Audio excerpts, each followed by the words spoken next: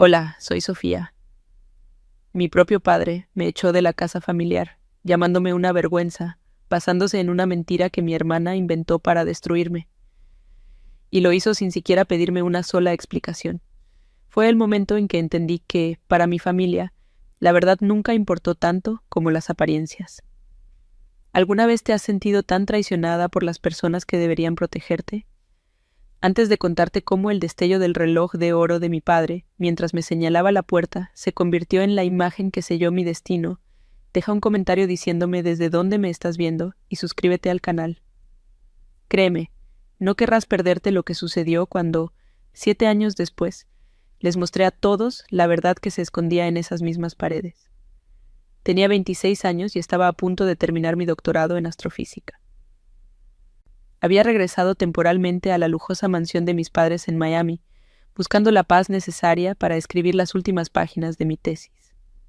Sin embargo, la paz era un bien escaso en esa casa.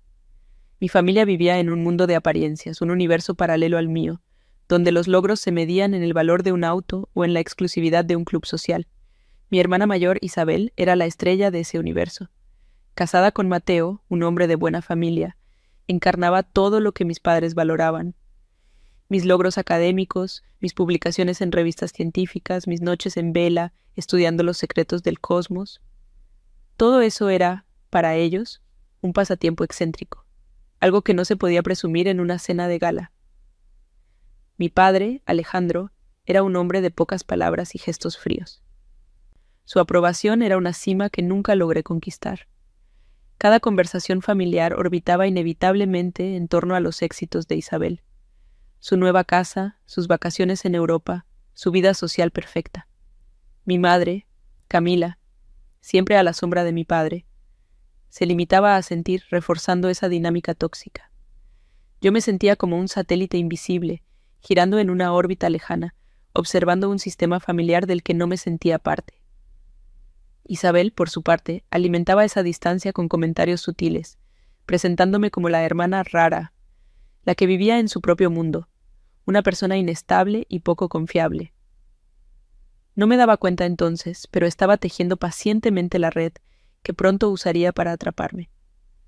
Esa tarde la casa estaba inusualmente silenciosa. Me había refugiado en la biblioteca, un santuario con paredes cubiertas de libros que nadie más en la familia leía. Sobre la enorme mesa de caoba, mi laptop era mi único portal a la realidad. Estaba inmersa en mi tesis, analizando datos sobre la formación de estrellas, sintiendo esa emoción única de estar al borde de un pequeño descubrimiento. Por unas horas olvidé dónde estaba. Olvidé la opresión silenciosa de esas paredes, la mirada crítica de mi padre y la envidia velada de mi hermana. En ese momento, yo era solo una científica a punto de alcanzar su sueño. El sol de la tarde entraba por los ventanales, iluminando las partículas de polvo que danzaban en el aire, y por primera vez en semanas sentí una profunda sensación de calma. Esa calma se hizo añicos con la voz de mi madre. «Sofía, ven a la sala, por favor». Su tono no era el de siempre. Había una urgencia tensa, un temblor que me erizó la piel. Cerré mi laptop sintiendo un nudo en el estómago. Caminar por el largo pasillo de mármol se sintió como avanzar hacia un juicio. Cada paso resonaba en el silencio, amplificando mi ansiedad. Al llegar al umbral de la sala, la escena que encontré me paralizó. Era como una obra de teatro perfectamente montada, y yo era la última actriz en llegar, sin saber mi papel ni mis líneas. Mi padre estaba de pie junto a la chimenea, con los brazos cruzados y una expresión impenetrable. Mi madre se retorcía las manos en un sofá, y en el centro de todo, mi hermana Isabel, llorando desconsoladamente en los brazos de su esposo, Mateo.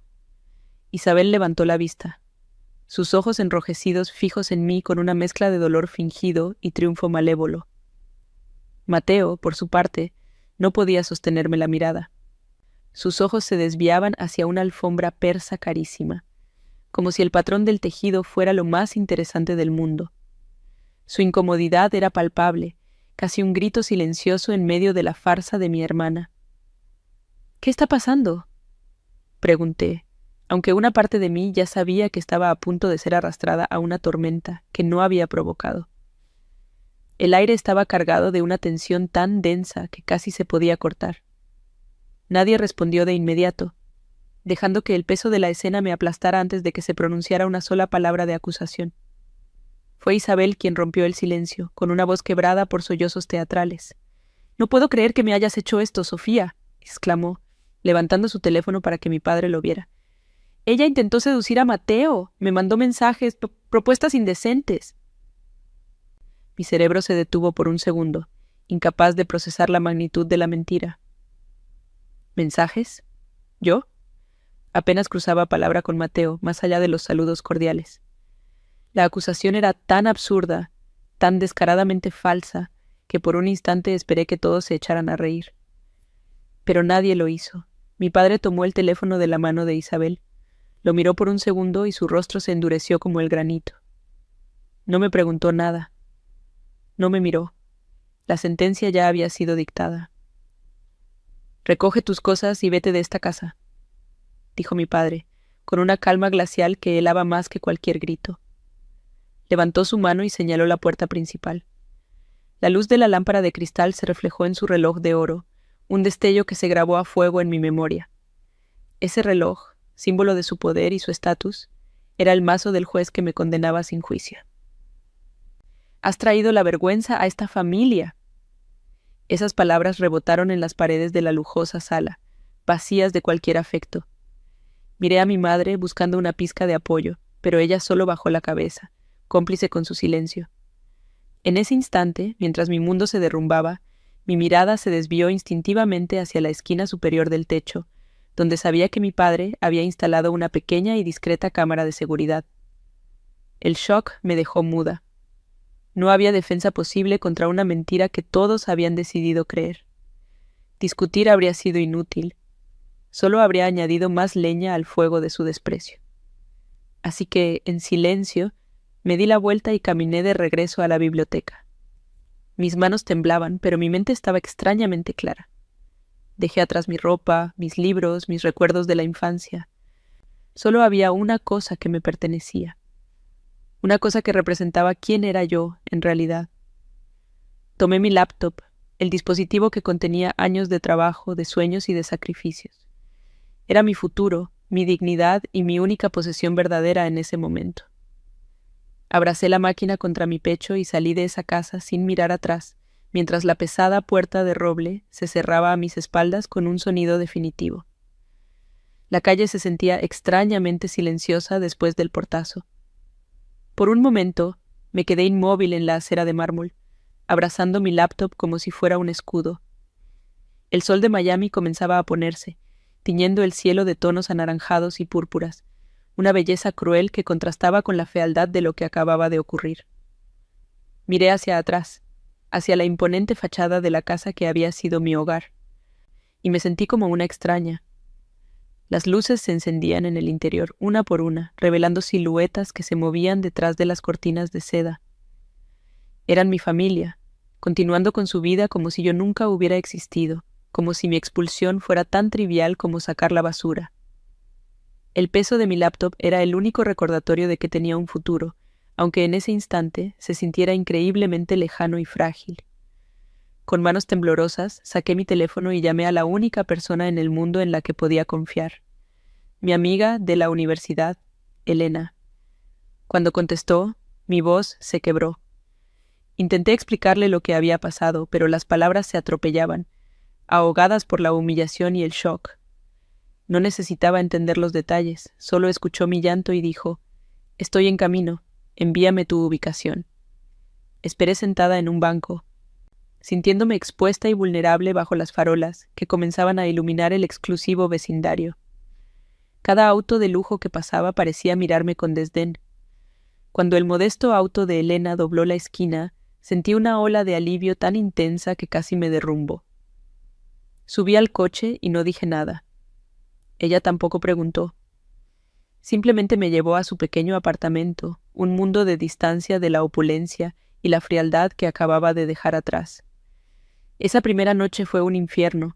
El sofá de Elena, aunque infinitamente más acogedor que cualquier mueble de mi antigua casa, se sentía como una balsa en medio de un océano de dolor. No pude dormir. Cada vez que cerraba los ojos veía la cara de mi padre, su expresión de desprecio y el destello de su reloj de oro mientras me señalaba la puerta. La acusación de Isabel resonaba en mis oídos, no por la mentira en sí, sino por la facilidad con la que fue aceptada. ¿Tampoco valía yo para ellos? ¿Tantos años de esfuerzo, de intentar enorgullecerlos, borrados en un instante por una calumnia tan burda? Lo que más me dolía no era la ira de mi padre, sino el silencio de mi madre. Su sumisión, su incapacidad para defenderme, fue la traición final. Me sentí despojada de todo, no solo de un hogar, sino de mi propia historia, de la creencia de que el amor familiar era incondicional. A la mañana siguiente, con un hilo de esperanza estúpida, llamé a mi madre. Pensé que quizás, lejos de la influencia de mi padre, ella entraría en razón. Contestó al tercer tono, su voz era un susurro nervioso. «Sofía, no deberías llamar», dijo, como si yo fuera una extraña peligrosa. Intenté hablar, pedirle que me escuchara, que me dejara explicar. «Tu padre ha tomado una decisión. Es mejor que no empeores las cosas». Me interrumpió. Sus palabras eran frías, ensayadas. Isabel está destrozada, necesita el apoyo de su familia. En ese momento entendí que no había familia para mí. Habían cerrado filas, creando una fortaleza de mentiras a mi alrededor, y yo estaba fuera, sola en el frío. Colgué el teléfono sintiendo un vacío que nunca antes había conocido. La injusticia ya no era solo un acto, era un estado permanente. La crueldad de su decisión se materializó unos días después. Fui a un cajero automático para sacar el poco dinero que tenía y mi tarjeta fue rechazada. Intenté de nuevo. Rechazada, con el corazón en un puño, llamé al banco. Una voz impersonal me informó que la cuenta conjunta que compartía con mis padres había sido cerrada por el titular principal. Me habían cortado financieramente, sin previo aviso, dejándome completamente a la deriva. Era una declaración de guerra. No solo me habían desterrado emocionalmente, sino que estaban tratando de destruirme activamente, de asegurarse de que no tuviera los medios para sobrevivir. La humillación se transformó en una rabia fría y profunda. Querían verme rota, dependiente, suplicando su perdón. Se equivocaban. Ese acto de agresión financiera fue el catalizador que encendió en mí una nueva determinación. En medio de la desesperación, abrí mi laptop. La pantalla se iluminó, mostrando las ecuaciones y los datos de mi tesis. Por un momento todo pareció insignificante frente al cataclismo personal que estaba viviendo. Pero mientras mis dedos comenzaban a moverse sobre el teclado, algo cambió. El universo que estudiaba, con sus galaxias en colisión y sus estrellas naciendo de nubes de polvo cósmico, me ofreció una perspectiva extraña y reconfortante. Los dramas de mi familia, sus mentiras y su obsesión por las apariencias se encogieron hasta volverse diminutos, insignificantes. Mi trabajo era real. Estaba basado en la verdad, en la evidencia, en la búsqueda del conocimiento. Se convirtió en mi ancla, mi única posesión verdadera. Me aferré a él con la fuerza de quien se aferra a un salvavidas en medio de la tormenta. Una semana más tarde, Elena me contó, con cautela, lo que estaba sucediendo en mi antiguo círculo social. Isabel no se había conformado con echarme de casa. Estaba llevando a cabo una campaña de desprestigio sistemática. Le contaba a todo el mundo que yo siempre había sido inestable, que sufría de problemas mentales, y que mi comportamiento errático finalmente había culminado en un intento desesperado por destruir su matrimonio. Me pintaba como la villana de una tragedia, una figura digna de lástima y desprecio. Cada palabra era una daga calculada para aislarme por completo, para envenenar cualquier pozo al que pudiera acudir en busca de ayuda. La injusticia se había vuelto pública, una mancha en mi reputación que ella tejía con una habilidad maestra, asegurándose de que nadie escuchara mi versión de la historia. De repente, un recuerdo de mi infancia vino a mi mente con una claridad dolorosa. Tenía 10 años y había roto accidentalmente un jarrón de porcelana carísimo. Isabel, que me había empujado mientras corría, corrió a contarles a nuestros padres que yo lo había tirado a propósito en un ataque de ira. Recuerdo haber intentado explicar, con lágrimas en los ojos, que había sido un accidente, pero mi padre ni siquiera me miró.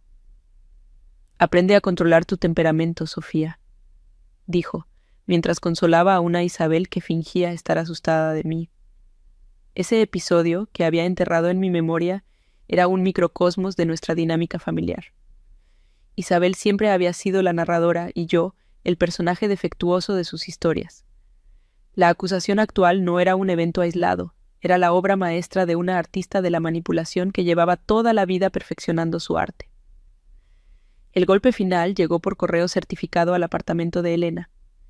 Era un sobre grueso con el membrete del bufete de abogados de mi padre. Dentro, una carta fría y legalista me informaba formalmente que se me prohibía el acceso a todas las propiedades de la familia y que cualquier intento de contactar a mis padres o a mi hermana sería considerado acoso y se tomarían acciones legales. No había ni una palabra personal, ni un rastro de emoción. Era un documento diseñado para aniquilar cualquier vínculo restante, para convertir una relación familiar en una disputa legal.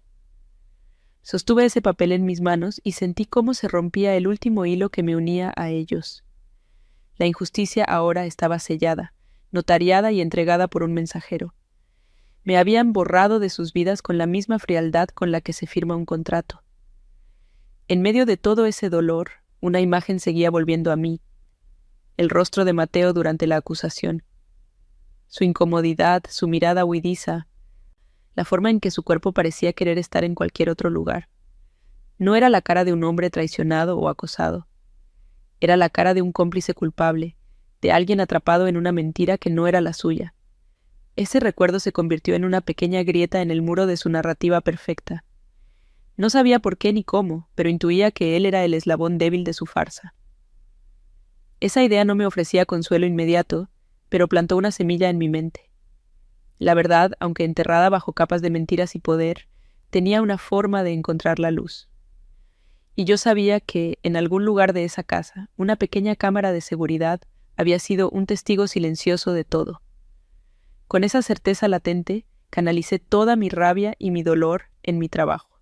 Terminé mi tesis en un estado de concentración febril. Unas semanas después, la defendí ante un panel de profesores que elogiaron mi investigación. El título de doctora Sofía se sintió extraño, un triunfo que no podía compartir con las personas que deberían haber estado más orgullosas. Pero la tristeza inicial dio paso a una calma gélida. Acepté una prestigiosa oferta de postdoctorado en una universidad de Europa, lo más lejos posible de Miami. No se trataba de huir, se trataba de construir una nueva vida sobre cimientos de verdad y mérito propio. Mientras empacaba mis pocas pertenencias, hice una promesa silenciosa. No buscaría venganza, buscaría la verdad. Y sabía que, con el tiempo, la oportunidad de revelarla llegaría. Solo tenía que ser paciente. Los 7 años que pasé en Europa me transformaron. Lejos del veneno de mi familia, me sumergí por completo en mi carrera, ganando reconocimiento en mi campo y construyendo una vida que era innegablemente mía. Me rodeé de amigos que valoraban la inteligencia y la bondad, no las apariencias ni el dinero. Había levantado un muro impenetrable alrededor del recuerdo de aquella tarde en Miami. No hablaba de ello, no pensaba en ello. Era un capítulo cerrado, una herida que había cicatrizado. Aunque a veces, en noches de insomnio, el destello del reloj de oro de mi padre todavía aparecía en la oscuridad. El silencio de mi familia durante todo ese tiempo fue absoluto, un vacío que confirmó que mi existencia había sido borrada de su historia. Creía que así sería para siempre, y una parte de mí había encontrado una paz precaria en esa certeza. Esa paz se hizo añicos una mañana de martes con la llegada del correo. Entre las facturas y las revistas académicas, había un sobre grueso, de color marfil, con mi nombre y mi dirección en una caligrafía elegante y desconocida. El remitente era de Miami. Mi corazón dio un vuelco. Al abrirlo, una tarjeta pesada y con bordes dorados se deslizó en mi mano. Alejandro y Camila solicitan el honor de su presencia para celebrar su 40º aniversario de bodas. La invitación era para una fiesta de gala en la mansión familiar. Mi primera reacción fue una risa amarga y hueca. ¿El honor de mi presencia? ¿Después de 7 años de tratarme como si estuviera muerta? La hipocresía era tan monumental que me dejó sin aliento. Era una bofetada, un recordatorio de su poder, de su capacidad para reescribir la historia a su antojo. Durante días, la invitación permaneció sobre la mesa de mi cocina, una bomba de tiempo silenciosa. Cada vez que pasaba, sentía una mezcla de rabia y una curiosidad dolorosa. ¿Por qué ahora? ¿Era un intento retorcido de reconciliación? ¿O lo que era más probable, una formalidad para mantener las apariencias ante su círculo social? Descarté la idea de ir. ¿Para qué? ¿Para someterme a otra humillación, a las miradas de lástima o juicio de sus amigos? No tenía sentido. Sin embargo, la imagen de la pequeña cámara de seguridad en el techo de la sala, un recuerdo que había mantenido bajo llave, comenzó a proyectarse en mi mente. La promesa que me hice a mí misma al irme de Miami, no buscar venganza, sino la verdad, resurgió con una fuerza inesperada. La invitación no era solo un insulto. Quizás, solo quizás, era una oportunidad. Justo cuando mi mente se debatía entre la prudencia y el deseo de un cierre, ocurrió algo que inclinó la balanza.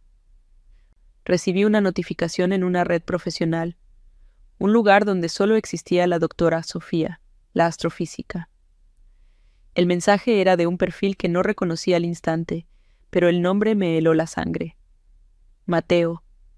Su foto de perfil lo mostraba con el cabello más canoso y una expresión cansada que no tenía nada que ver con el hombre seguro de sí mismo que recordaba. El mensaje era breve y directo, cargado de una urgencia palpable. Sofía, sé que han pasado años y que probablemente no quieras saber nada de mí, pero necesito hablar contigo. Es importante. Es sobre lo que pasó. El aire se me escapó de los pulmones. Era la primera grieta en el muro de silencio que mi familia había construido a mi alrededor. El mensaje de Mateo lo cambió todo. De repente, la invitación a la fiesta ya no era una simple provocación, sino una pieza de un rompecabezas mucho más grande. La cobardía de Mateo había sido un pilar fundamental en la mentira de Isabel. Su silencio había sellado mi destino. ¿Qué podía querer ahora, 7 años después? ¿Busca absolución? ¿O había algo más? La coincidencia de su mensaje con la invitación a la fiesta era demasiado grande para ser ignorada. El universo al que había dedicado mi vida a estudiar parecía estar alineando sus estrellas de una manera extraña y terrible. Mi miedo a reabrir la herida comenzó a ser reemplazado por una determinación fría y calculada. La científica en mí tomó el control. Necesitaba datos, necesitaba entender la variable desconocida que acababa de entrar en la ecuación. Tomé una decisión. Respondería a Mateo y asistiría a la fiesta. No como la hija desterrada que regresa con la cabeza gacha, sino como una observadora silenciosa. Le escribí a Mateo, manteniendo un tono profesional y distante, y acordamos una videollamada para el día siguiente. Luego, con una calma que me sorprendió a mí misma, entré en internet y compré un boleto de avión a Miami. Mientras confirmaba la reserva, sentí un escalofrío. Estaba volviendo voluntariamente al epicentro del terremoto que había destrozado mi vida. Pero esta vez era diferente. No era la joven de 26 años, confundida y herida. Era una mujer de 33 que había aprendido a navegar por la oscuridad, tanto la del cosmos como la del corazón humano.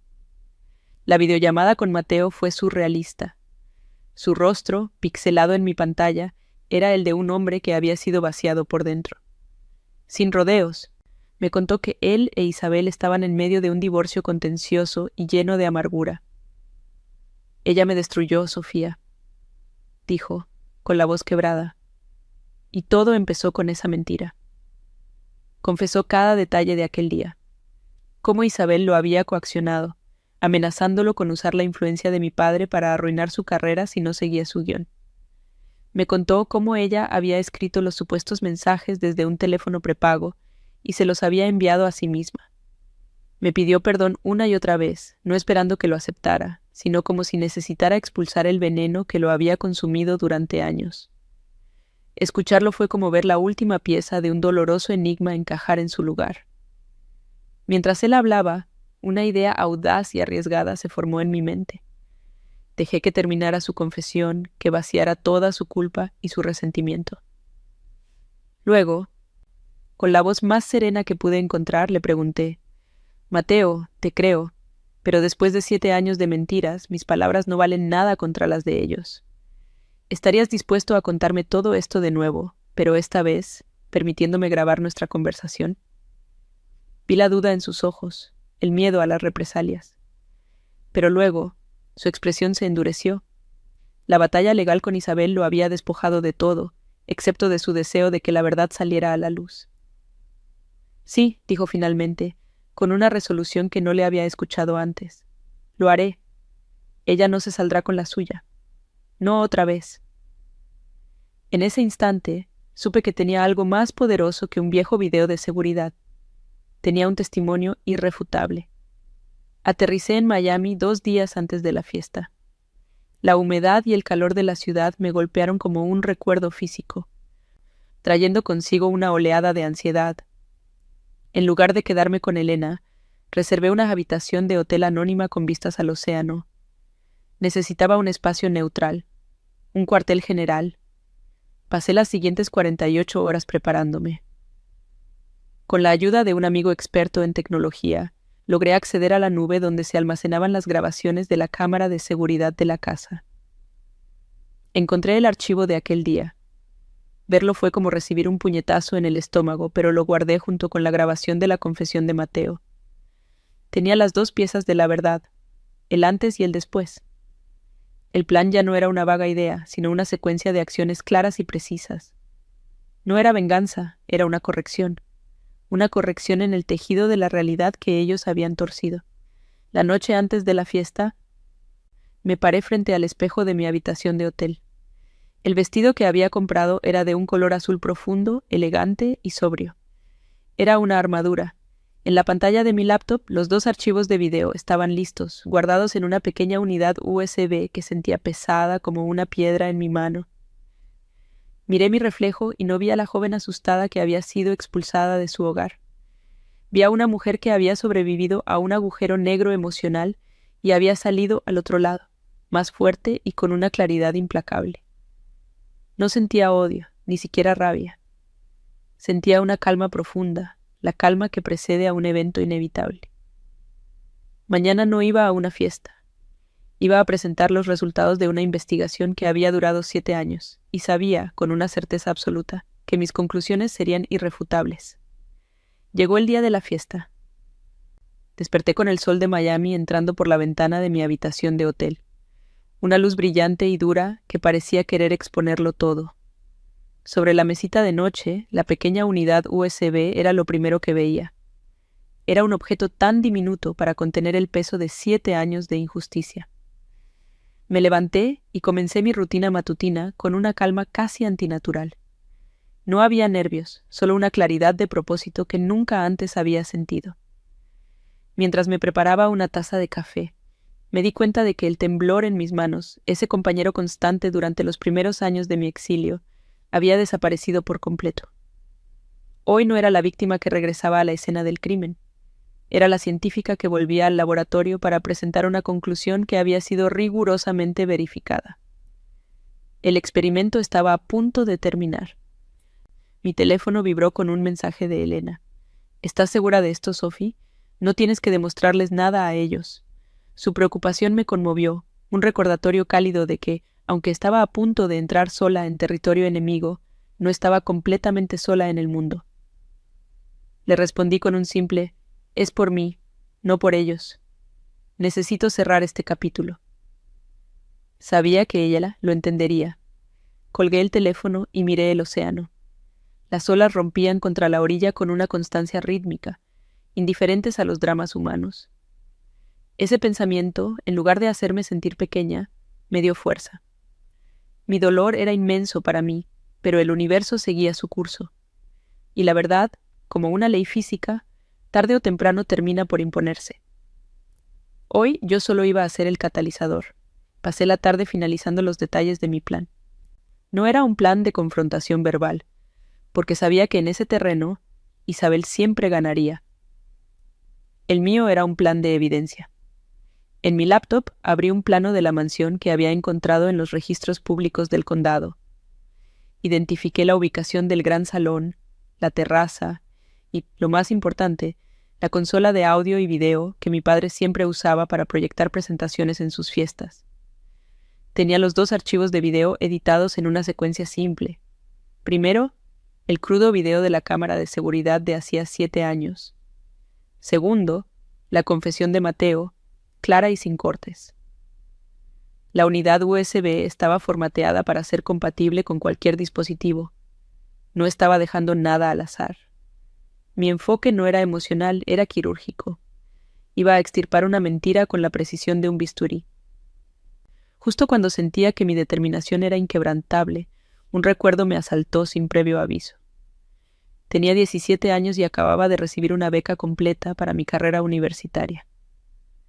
Corrí a contárselo a mi padre, con el corazón latiendo de orgullo. Él apenas levantó la vista del periódico y murmuró un «¡Qué bien!». 10 minutos después, Isabel llegó a casa contando que había sido nombrada presidenta del comité de caridad de su club social. Y mi padre se levantó para abrazarla, diciendo en voz alta: «Esa es mi hija, siempre logrando cosas importantes». El dolor de esa vieja herida, la sensación de ser invisible, volvió con una fuerza sorprendente. Por un instante, una parte de mí solo quería el reconocimiento de mi padre, no su humillación. Pero esa parte de mí había muerto hacía 7 años, en esa misma sala a la que estaba a punto de volver. Sacudí la cabeza, apartando el fantasma del pasado. Mi mirada se posó en el vestido azul profundo que colgaba en la puerta del armario. Al lado, sobre la cómoda, estaba la invitación a la fiesta, con sus letras doradas y su papel grueso. Eran los 2 símbolos de la noche, la armadura que había elegido y el arma que ellos me habían enviado sin saberlo. Comencé a vestirme lentamente, con un cuidado metódico. El vestido se sentía suave contra mi piel, una segunda piel para la mujer en la que me había convertido. Me miré en el espejo. Ya no veía rastro de la chica que suplicaba aprobación. Veía a una mujer que había aprendido a forjar su propio valor, lejos de las miradas de su familia.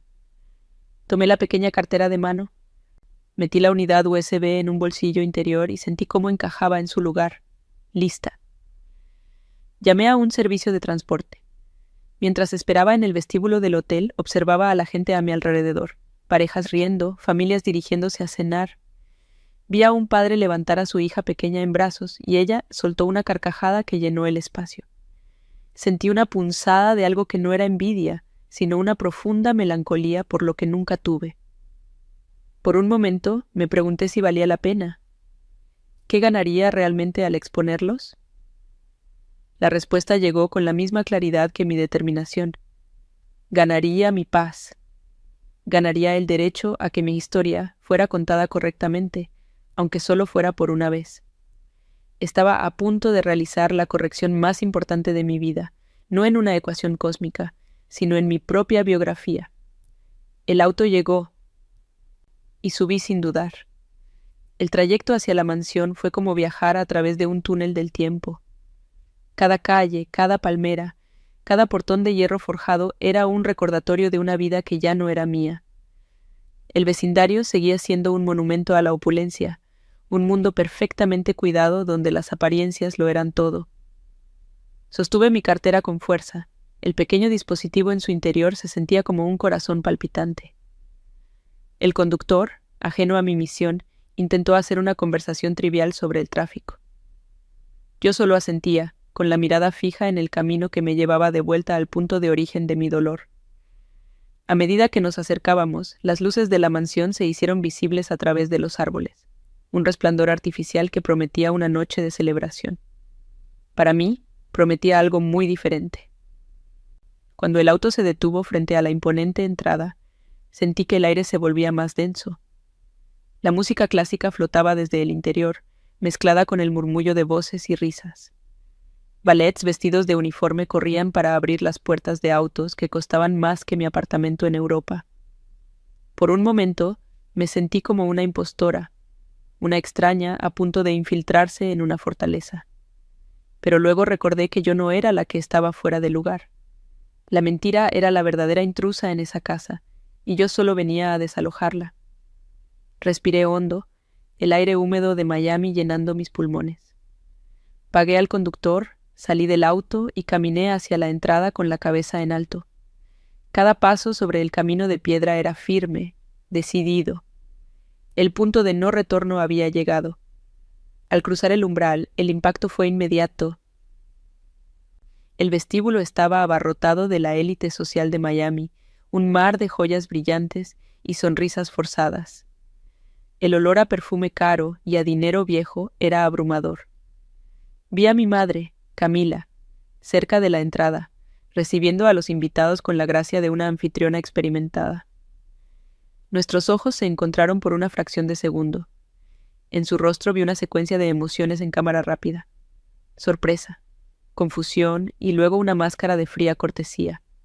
Apartó la mirada rápidamente, como si hubiera visto un fantasma. Nadie se acercó a mí. Me moví entre la multitud, una presencia invisible y silenciosa, una anomalía en su universo perfectamente ordenado. Los susurros comenzaron a seguirme, pero los ignoré. Mi objetivo estaba más allá de ellos. Avancé hacia la gran terraza que daba al jardín, el epicentro de la fiesta. Allí, en un lugar de honor, estaba la pantalla de proyección gigante, mostrando un carrusel de fotos familiares felices, una historia cuidadosamente seleccionada que me borraba por completo. Y junto a ella, mi padre, Alejandro, en el centro de un círculo de admiradores, con una copa de champán en la mano. Su risa resonó en el aire, fuerte y segura. Aún no me había visto. Verlo allí, tan dueño de su mundo, tan seguro en su trono de mentiras, borró cualquier ápice de duda que pudiera quedar en mí. El destello de su reloj de oro, el mismo que recordaba de aquella tarde, captó la luz. Encontré un rincón discreto con una vista clara de la consola de video. Me detuve, esperé y sentí el peso tranquilizador de la verdad en mi cartera. La cuenta regresiva había comenzado. Esperé durante lo que pareció una eternidad, pero en realidad fueron solo 20 minutos.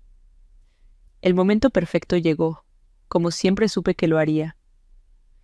Mi padre, Alejandro, se dirigió al centro de la terraza, tomó un micrófono y golpeó suavemente una copa de champán con un tenedor para pedir silencio.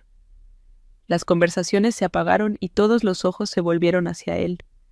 La pantalla gigante detrás de él, que hasta entonces mostraba un montaje de sonrisas falsas y viajes lujosos, se detuvo en una foto de él y mi madre en su juventud.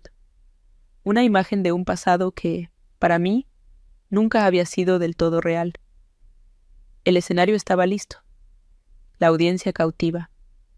Mi corazón latía con una calma extraña y metódica, como un reloj contando los segundos para un evento astronómico inevitable. Gracias a todos por acompañarnos esta noche, comenzó, su voz resonando con la autoridad a la que estaba acostumbrado. 40 años construyendo una vida, una familia, basada en el honor, la lealtad y los valores que nos definen. Sus ojos recorrieron a la multitud, deteniéndose con orgullo en mi madre y luego en Isabel, quien le sonreía con una devoción perfectamente ensayada. Nuestra familia ha enfrentado pruebas, como todas, pero siempre hemos sabido distinguir lo correcto de lo incorrecto, proteger nuestro nombre y mantenernos unidos. Porque al final del día, la familia es lo único que importa. Cada palabra era una daga de hipocresía que se clavaba en mi memoria. La ironía era tan espesa que casi podía saborearla, amarga y metálica como la sangre. Ese fue mi momento. Mientras él hacía una pausa para el aplauso, salí de mi rincón. Mis tacones hicieron un sonido seco y decidido sobre las baldosas de mármol. Caminé directamente hacia la consola de audio y video, ignorando las miradas de sorpresa y los murmullos que se extendían como una onda expansiva a mi paso. Mi padre me vio, su sonrisa se congeló y su rostro se contrajo en una mueca de confusión y enojo. «Sofía, ¿qué crees que estás haciendo?», preguntó por el micrófono. Su tono era una advertencia. No respondí. Mis manos no temblaron mientras sacaba la pequeña unidad USB de mi cartera y la conectaba al puerto de la laptop que controlaba el proyector. Con un solo clic, la foto de mis padres desapareció de la pantalla gigante. Un silencio desconcertado cayó sobre la terraza. En la pantalla, Ahora se veía una imagen granulada, con una marca de tiempo en la esquina inferior. La vista desde la cámara de seguridad del pasillo de la sala, de hacía exactamente 7 años. La calidad no era perfecta, pero las figuras eran inconfundibles. Allí estaba Isabel, más joven, hablando enérgicamente con un Mateo que se pasaba las manos por el pelo, visiblemente angustiado. Nadie en la fiesta entendía lo que estaba viendo, pero sentí el cambio en la atmósfera. La curiosidad se convirtió en una tensión palpable. Mi padre intentó acercarse, pero varios invitados se interpusieron en su camino, sus cuerpos creando una barrera involuntaria mientras miraban la pantalla, hipnotizados por el drama que se desarrollaba. Entonces, el audio comenzó a sonar claro y nítido. La voz de Isabel llenó el silencio de la noche. Solo tienes que decir que ella te ha estado enviando mensajes. Que se insinuó. Si no lo haces, Mateo, le diré a mi padre que cancele la inversión en tu empresa. Lo sabes, ¿verdad? Lo hará por mí. El video continuaba, mostrando a Mateo asintiendo con la cabeza, derrotado, mientras Isabel le entregaba un teléfono prepago. Ahora ve a la sala y espera. Yo haré el resto. La cámara capturó el momento exacto en que la mentira fue fabricada, la coacción, el plan en su forma más cruda y fea. Escuché un grito ahogado. Era mi madre. A mi lado, vi a Isabel. Su rostro era una máscara de cera blanca, sus ojos fijos en la pantalla con un horror paralizado. La humillación de Isabel era total, expuesta ante las mismas personas cuya admiración había cultivado con tanto esmero. Vi a su esposo actual, un hombre que no conocía, mirarla con una expresión de puro desconcierto y repulsión. Las caras de los amigos de toda la vida de mis padres eran un mosaico de shock y vergüenza ajena. Algunos comenzaron a susurrar, otros simplemente miraban, incapaces de apartar la vista del desastre. La reputación que mi familia había pulido durante décadas se estaba haciendo añicos en tiempo real, proyectada en una pantalla de 3 metros para que todos la vieran. El poder de mi padre, su autoridad incuestionable, se evaporó en el aire húmedo de la noche. Se quedó inmóvil, con el micrófono en la mano, como un rey cuyo castillo se derrumbaba a su alrededor. Antes de que nadie pudiera recuperarse, la pantalla cambió de nuevo. Ahora mostraba el rostro de Mateo, grabado apenas unos días antes en nuestra videollamada. Se veía mayor, cansado, pero sus ojos tenían una claridad que nunca antes le había visto. Ella me obligó, dijo su voz, resonando con el peso de 7 años de culpa. Isabel lo planeó todo, Sofía nunca hizo nada.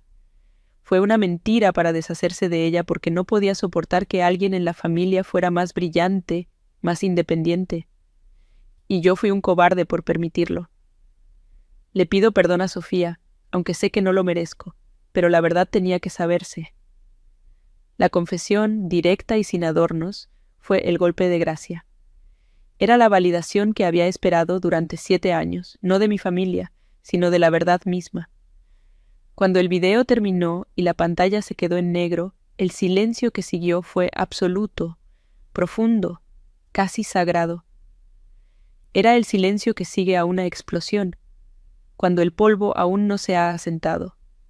Nadie se movía, nadie hablaba. Todos los ojos estaban ahora fijos en mí, luego en mi padre, luego en Isabel. La fiesta había muerto. En su lugar, había un velatorio para la imagen perfecta de la familia. El destello del reloj de oro de mi padre captó la luz de una lámpara, pero esta vez no era un símbolo de poder, sino de una riqueza vacía y una autoridad destrozada. Se veía pequeño, impotente, un hombre desnudo frente a la verdad que siempre había elegido ignorar. Me acerqué a ellos lentamente, atravesando el espacio que se había abierto entre nosotros y el resto del mundo. Mi madre estaba llorando en silencio, sus sollozos eran el único sonido en la terraza. Isabel no se movía, su cuerpo rígido, su mirada perdida en la nada. Mi padre finalmente bajó el micrófono. Su mano temblaba de una rabia que no tenía a dónde ir. Sus ojos se encontraron con los míos y por primera vez en mi vida no vi desprecio ni indiferencia. Vi la humillación de un hombre que había sido derrotado en su propio campo de batalla, con sus propias reglas. Esperó a que yo gritara, a que lo acusara, a que le exigiera una disculpa. pero yo ya no necesitaba nada de él. Lo miré directamente a los ojos, sintiendo el peso de 7 años de dolor disolverse en una calma fría y liberadora. No levanté la voz, no había necesidad. El silencio era más elocuente que cualquier grito. «Mi dignidad», dije. Mi voz clara y firme, cortando el aire como un cristal, nunca estuvo en venta. Esas fueron las únicas palabras que les dirigí. No eran una acusación, sino una declaración final, un epitafio para la relación que nunca tuvimos.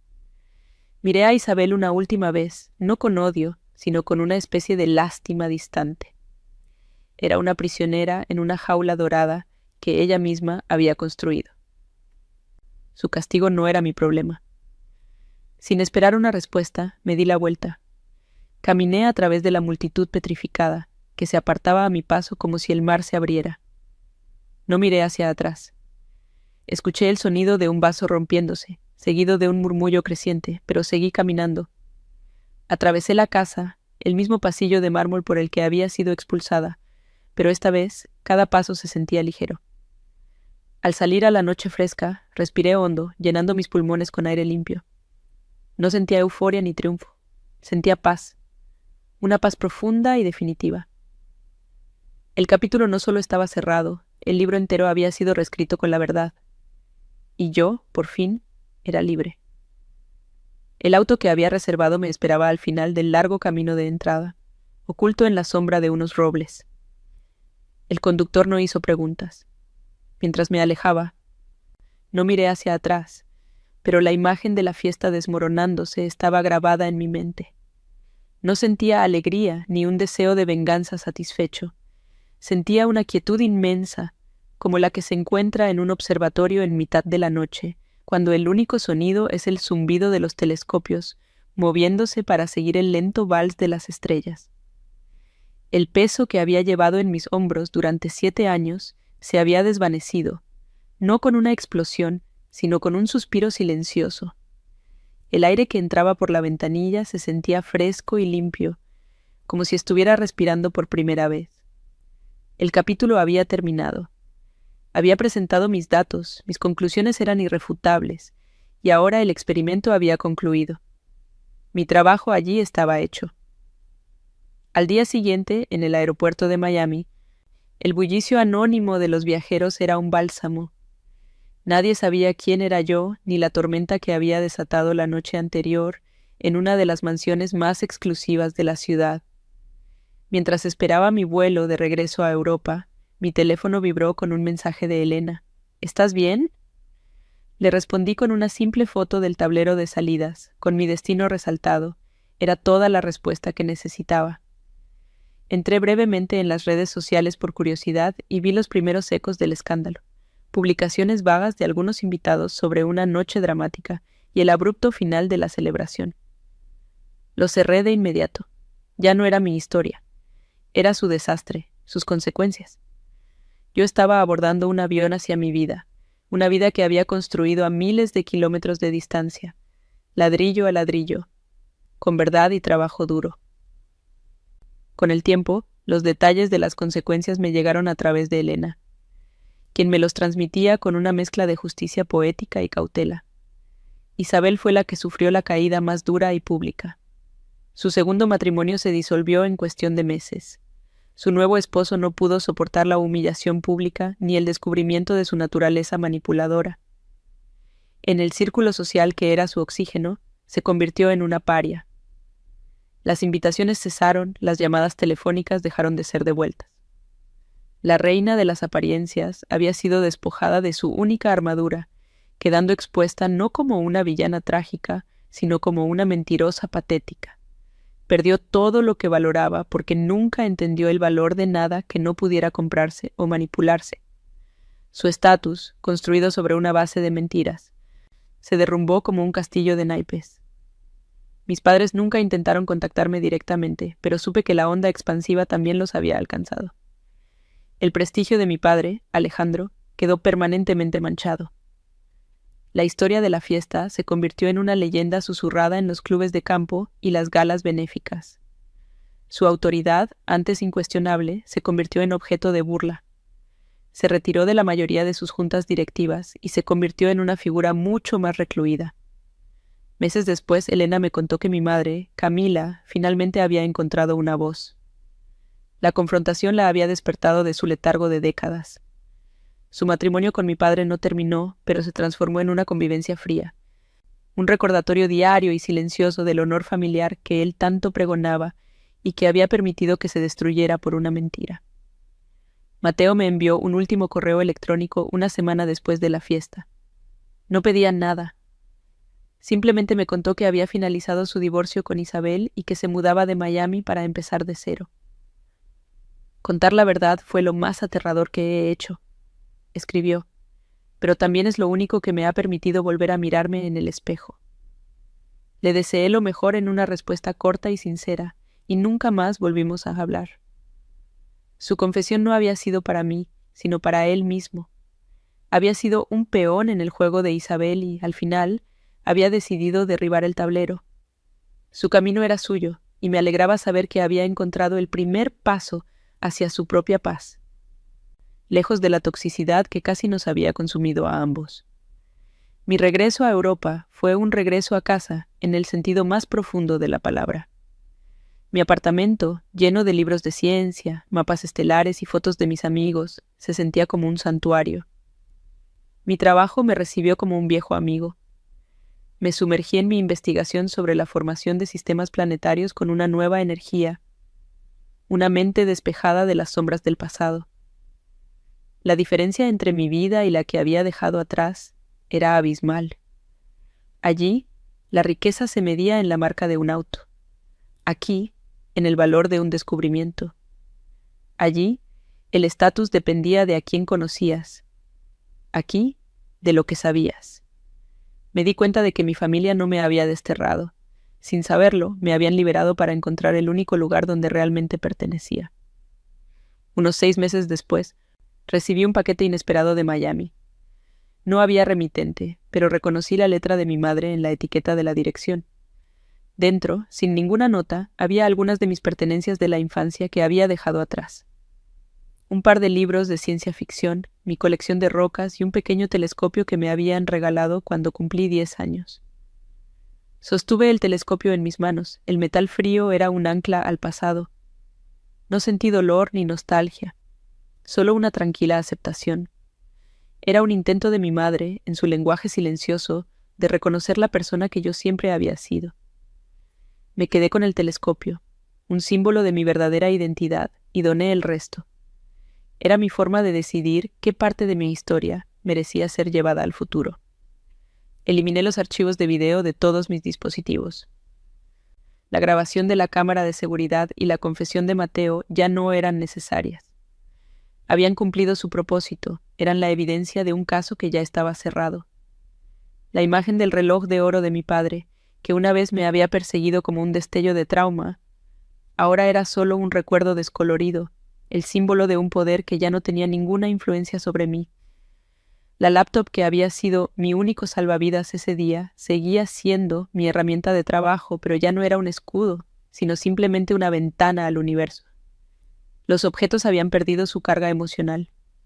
Eran solo cosas, y yo era libre de ellas. Un año después de aquella noche, me encontraba en un observatorio en lo alto de una montaña en Chile. La cúpula se abrió al cielo nocturno, revelando un tapiz de estrellas tan denso y brillante que parecía palpable. Mientras ajustaba el enfoque del gran telescopio, no pensaba en Miami, ni en fiestas, ni en familias rotas. Mi mente estaba a años luz de distancia, maravillada por la belleza silenciosa y ordenada del cosmos. La paz que sentía no provenía de haber ganado una batalla, sino de haberla abandonado por completo para centrarme en lo que realmente importaba. Mi dignidad no solo nunca estuvo en venta, descubrí que era algo que nadie podía quitarme, porque no residía en su aprobación, sino en mi propia verdad. Y mi verdad estaba escrita en las estrellas. Mucha gente me pregunta si valió la pena, si el dolor de revivir todo aquello en una noche se compensó con la satisfacción de la victoria. Pero lo que aprendí en esos 7 años de silencio es que esto nunca se trató de ganar o perder. Se trataba de entender que la dignidad no es algo que te dan o te quitan, Es el espacio interior que nadie puede invadir a menos que tú les entregues la llave. Mi familia intentó comprar, vender y manipular la verdad, pero mi dignidad nunca estuvo en su inventario. Ellos jugaban un juego de apariencias, mientras yo aprendía a vivir según mis propios términos, lejos de su tablero. La verdadera victoria no fue la humillación pública de ellos, sino la paz privada que yo ya había construido para mí misma, mucho antes de subir a ese avión. La verdad tiene una cualidad curiosa, muy parecida a la gravedad en el universo que estudio. Puede ser invisible y puedes intentar ignorarla, pero su fuerza siempre está ahí, atrayendo las cosas hacia su centro, dándole forma a todo lo que la rodea. Mi hermana construyó un universo entero sobre una mentira, un sistema solar de apariencias con ella como el sol. Pero la verdad de lo que había sucedido era como un agujero negro, silencioso y paciente, cuya gravedad inevitablemente terminaría por desmantelar su frágil creación. Lo que aprendí no fue a luchar por la verdad, sino a tener la paciencia de esperar a que ésta se revelara. A veces, la justicia no es un acto de venganza, sino simplemente el resultado de una ley fundamental del universo emocional. Las mentiras, por su propia naturaleza, no pueden sostenerse para siempre. Esa noche, al salir de aquella casa, entendí que me habían hecho el mayor favor de mi vida. Me echaron de un edificio lujoso, pero me empujaron a construir un verdadero hogar. Un hogar no son paredes de mármol ni muebles caros.